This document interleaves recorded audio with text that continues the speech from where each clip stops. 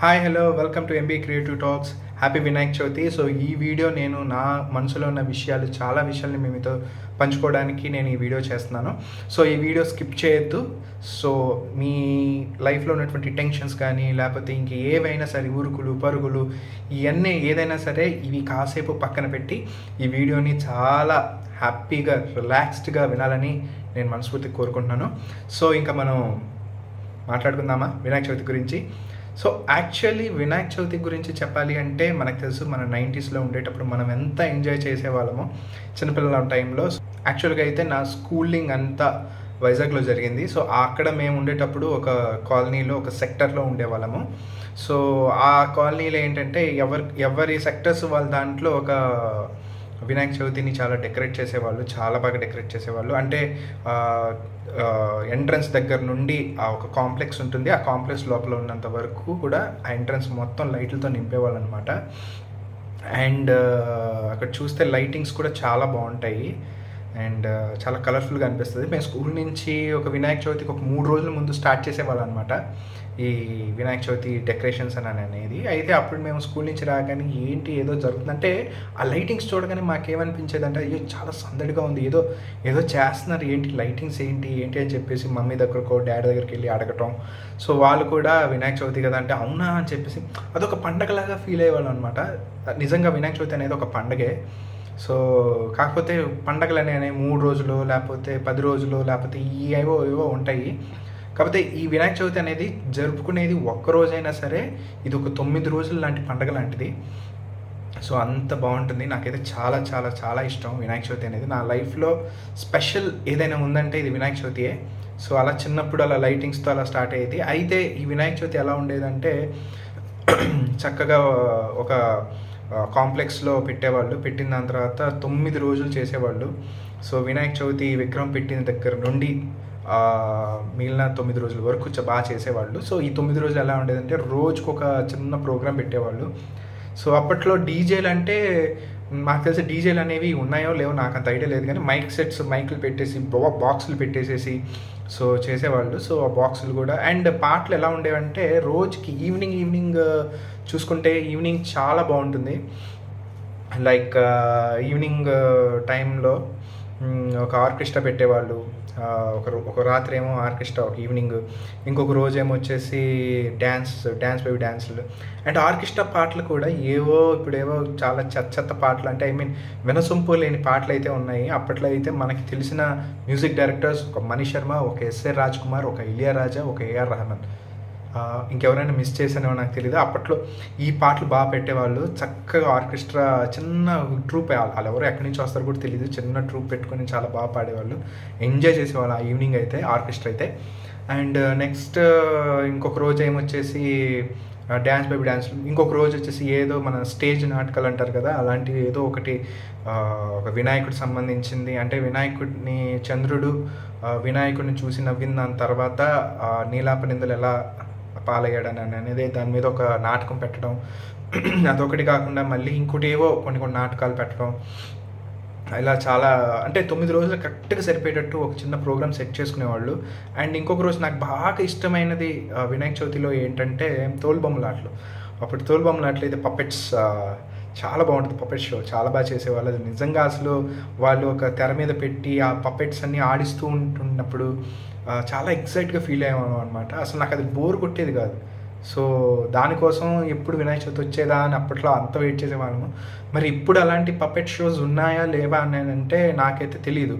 నేను చాలా puppet shows గురించి, అంటే తోలుబొమ్మలు అట్లా ఎక్కడైనా ఆడిస్తున్నారా, అట్లాంటి వాళ్ళు ఉన్నారా అని చెప్పేసి నేను యూట్యూబ్లో చూడటం స్టార్ట్ చేశాను. ఎక్కడో కొన్ని చోట్ల మాత్రం వాళ్ళు ఫోన్ నెంబర్స్ పెట్టి, అంటే ఆ వీడియో పెట్టి కొన్ని ఇయర్స్ అయిపోయి ఉంటాయి కాబట్టి వాళ్ళు ఇప్పుడు రన్ చేస్తున్నారా లేదా అనేది నాకు తెలియదు. నిజంగా ఆ రోజులైతే అప్పట్లో రోజులైతే చాలా గోల్డెన్ డేస్ అవి. నేనైతే అంత బాగా ఎంజాయ్ చేశాను ఆ టైంలో 9 రోజులు. కానీ ఇప్పుడు రాను ఎలా అవుతుందంటే అప్పట్లో చాలా ట్రెడిషనల్గా చేసేవాళ్ళు. 9 రోజులు కరెక్ట్గా నియమం పెట్టుకొని 9 రోజులు నిష్ఠూరంగా పూజలు చేసేవాళ్ళు అండ్ భోజనాలు చాలా బాగుండేవి. కానీ రాను ఎలా అయిపోయిందంటే 9 రోజులు కాస్త 5 రోజులు కాస్త 3 రోజులు. ఇంక మన దరిద్రం ఏంటంటే పూజ చేసిన ఒక్కరోజు ఉంచుతాడు, రెండో రోజు తీసేసి పక్కన పెట్టేస్తున్నారండి మొత్తం. నాకు ఆ దరిద్రమే నాకు చాలా నచ్చలేదు.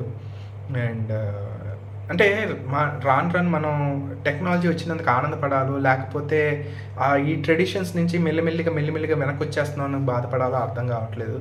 సో అప్పట్లో వినాయక చవితి అంటే అంత సందడిగా ఉండేది, కానీ ఇప్పుడైతే వినాయక చవితి అంటే డీజేలు ఇవన్నీ ఎక్కువ, సౌండ్ పొల్యూషన్ లాగా ఎక్కువ అయిపోయాయి. సో పోనీ ఓకే ఎంజాయ్ చేద్దామా అని అంటే, పోనీ దేవుడి పాటలు వేస్తున్నాడా అంటే అవి కూడా వేయట్లేదు. సో ఏవో దేవుడి పాటలు కూడా వేయకుండా ఏవో అసలు సంబంధం లేని పాటలు వేయడం. అండ్ ఇంకోటి ఏంటంటే, ఒకప్పుడైతే ఎక్కడో ఒక చోట ఒక ఊరు ఉందనుకోండి, అక్కడే ఒక చోట వినాయకుడు పెట్టేవాళ్ళు. ఇప్పుడు అలా కాదండి, వీధికి ఒక వినాయకుడు పెట్టేసేసారు. మళ్ళీ దానికి చందాలని చెప్పేసి వీధికి అన్నీ పెట్టేసేసి పెడుతున్నారు. అండ్ కొంతమంది ప్రసాదాలు పెడుతున్నారు, కొంతమంది ప్రసాదాలు పెట్టట్లేదు. ప్రసాదాలు పెడతారా పెట్టరనేది దీని గురించి అయితే కాదు. సో అంటే మారిపోతున్నాయి. సో వినాయక చవితికి అప్పట్లో ఎట్లా చేసేవాళ్ళు, ఇప్పుడు ఎట్లా చేసేవారు, సో ఇవన్నీ చాలా వరకు మార్పులు వచ్చేసాయి. సో నేను వినాయక చవితి గురించి చేయడానికి ఏంటంటే ఏదో కథ చెప్పాలనో లేదా ఇంకేదో అని కాదు. సో నాకు అనిపించింది నేను మీతో షేర్ చేసుకుంటున్నాను. మీకు కూడా చాలామందికి అనిపిస్తూ ఉంటుంది, అరే వినాయక చవితి రోజు మీరు ఎలా ఎంజాయ్ చేసి ఉంటారు, మీరు కూడా బాగా ఎంజాయ్ చేస్తుంటారు 90s వాళ్ళు. అండ్ కొంతమంది అంటే ఇప్పుడు మొబైల్స్ రాకముందు వరకు ఉన్న వాళ్ళు ఎవరైతే ఆ లైఫ్ని చూసారో చాలామంది, అండ్ మీరు కూడా ఎంజాయ్ చేస్తుంటారు అనుకుంటున్నాను.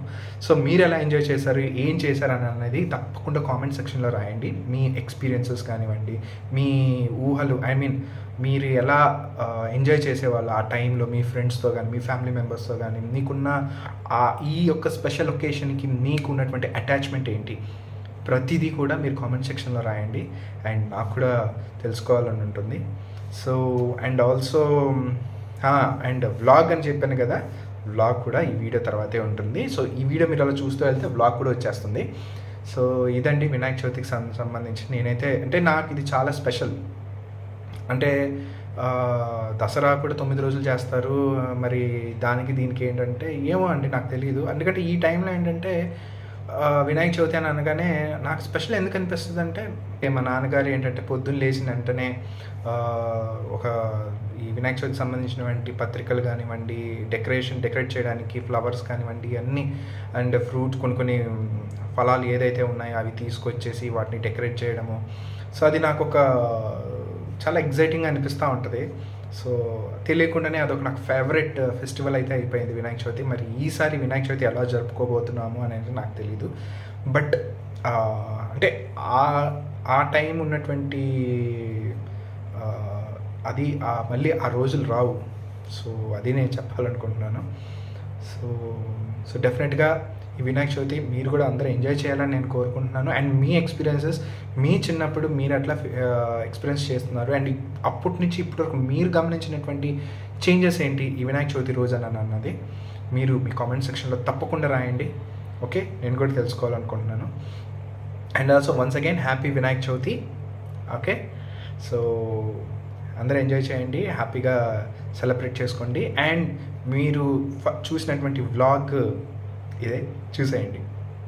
హాయ్ ఫ్రెండ్స్, ఈరోజు మేము వినాయక చవితి జరుపుకున్నాము. సో చాలా ఇదిగా వ్లాగ్ పెట్టాలి అది ఇది అని అనుకున్నాను. బట్ ఇంట్లో సంతోషం లేనప్పుడు చేసిన ఒకటే చేయకపోయినా ఒకటే అనిపించింది, చిరాకులు పరాకులతో. సో అందుకే నాకు ఇష్టమైన పండగ ఇది. బట్ ఈరోజు నాకు ఆ కోరిక కూడా చచ్చిపోయింది. నేను కూడా ఇంకా ఏది చేయదలుచుకోలేదు. సో చాలా బాధగా ఉంది నాకు. పైకి కనిపించే అంత అందంగా ఏమి ఉండదండి కుటుంబాలు, కొన్ని ఉన్నాయి. సో మీరైనా ఆనందంగా జరుపుకోండి, కుటుంబ సభ్యులతో జరుపుకోండి. సో అది నేను చెప్పేది. ముందు కుటుంబం అంటే ఏంటో తెలుసుకోండి. కుటుంబం అంటే నీతో ప్రయాణం చేసేవాళ్ళు, అంతేగాని చుట్టాలు బంధువులు కాదు.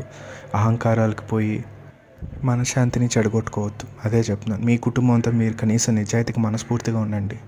నటిస్తే అన్నప్పుడు ఇంకా కుటుంబాలకు పెద్ద వాల్యూ లేదు. And I'm very sorry. Happy Vinayak Chavithi.